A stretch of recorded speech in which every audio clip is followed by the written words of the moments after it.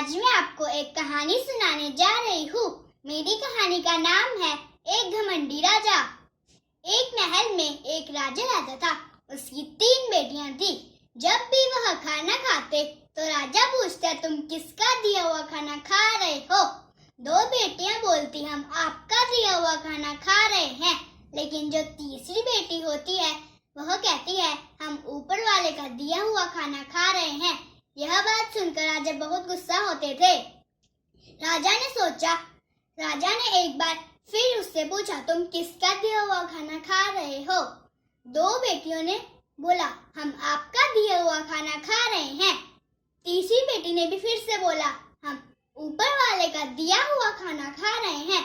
यह बात सुनकर राजा और गुस्सा हो गए। राजा ने एक बार सोचा, क्यों ना मैं अपनी तीसरी बेटी की शादी एक गरीब घर में करा दूं।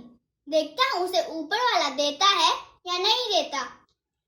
राजा ऐसा ही करता है और अपनी तीसरी बेटी की शादी एक लक्कड़हारे से करा देता है जो बहुत ही गरीब होता है।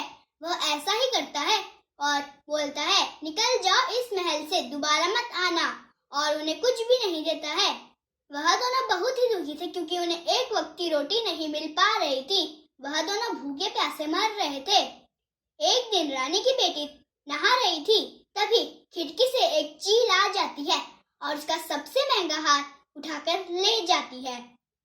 एक दिन लक्कड़हारे की पत्नी बोलती है, तुम जंगल में जाओ, तुम्हें जो सबसे पहली चीज मिले उसे उठाकर ले आओ, हम उसी का ही काम करेंगे। लक्कड़हारा जंगल में जाता है और उसे सबसे पहली चीज एक मरा हुआ सांप मिलता है। वह मरे हुए सांप को उठा लेता है। वह पत्नी की कही हुई बात मन में सोचता है और सांप को उठा लेता है। जब वो घर लाता है, लक्कड़हारे की पत्नी बोलती है, तुम क्या उठा कर ले आए? ये तो सिर्फ एक मरा हुआ सांप है। वह बोलता है, तुमने ही तो कहा था। वह लक्कड़हारे की पत्नी उस मरे हुए सांप को झोपड़ी के ऊपर फेंक देती है। वही चील वहां से गुजर रही होती है जिसने अपनी चोंच में सबसे महंगा हार पकड़ा होता है। वह सांप को देखकर सबसे महंगा हार वहीं गिर देती है और सांप को लेकर उड़ जाती है।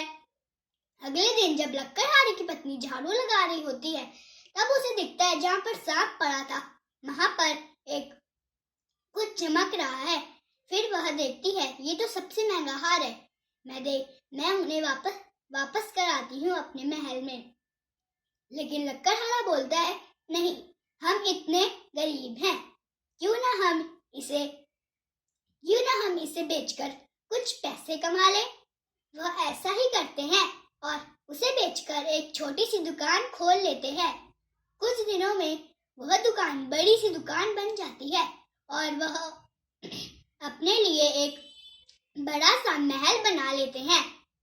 कुछ सालों बाद राजा बोलता है, देखिए आता हूँ मेरी तीसरी बेटी उस टूटी फूटी झोपड़ी में क्या कर रही है। वह जाता है और देखता है जहाँ पर एक छोटी सी झोपड़ी थी, वहाँ पर एक छोटी सी टूटी फूटी झोपड़ी नहीं, वहाँ पर एक बड़ा सा शानदार महल है। तब ये सब देखकर राजा का घमंड वहीं पर चकनाचूर हो जाता है। इस कहानी से हमें ये शिक्षक मिलता है कि हमें कभी भी घमंडी नहीं बनना चाहिए। हमें कभी भी अपने ऊपर लालच नहीं करनी चाहिए। धन्यवाद।